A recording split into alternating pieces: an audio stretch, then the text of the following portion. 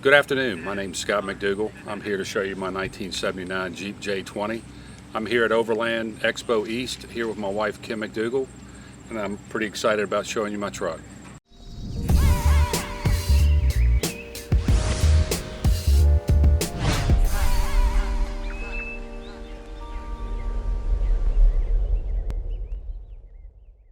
So we're here at the front of my Jeep. I want to point out a few items that I installed on here to make the Jeep a little more appealing.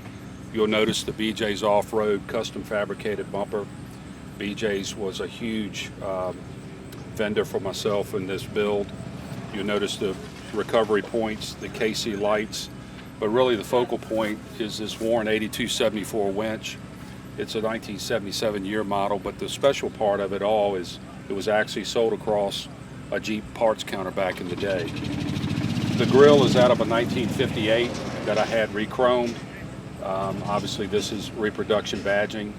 I love the classic Gladiator look, which is what I was looking for in this build. You'll notice as we go up towards the windshield of the vehicle, you'll notice for those Jeep enthusiasts, they'll know that a 1979 had an eyebrow cab.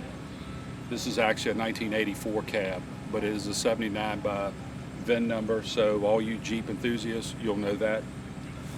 You'll see the KC daylighters up top.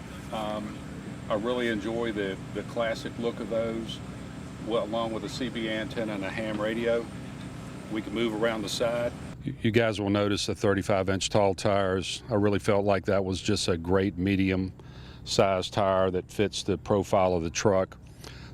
It has a 3-inch rough country lift and a 3-inch body lift. I know you off-road enthusiasts will probably give me heck for the body lift, but it achieved what I wanted to achieve, so I went with it. You'll notice the Warren Premium lockout hubs. I really thought that those were period specific for this build.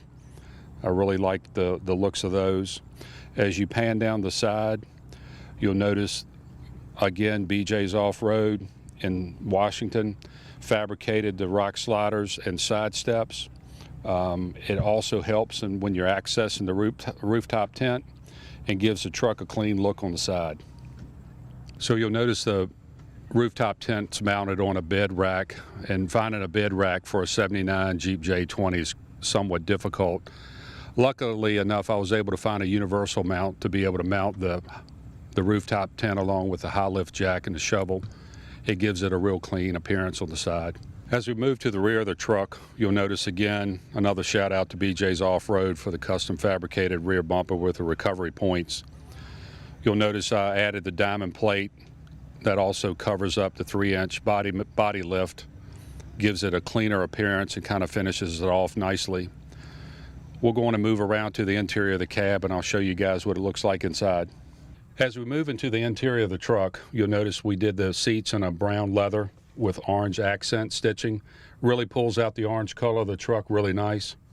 We also added that to the door panels along with some Wagoneer wood grain.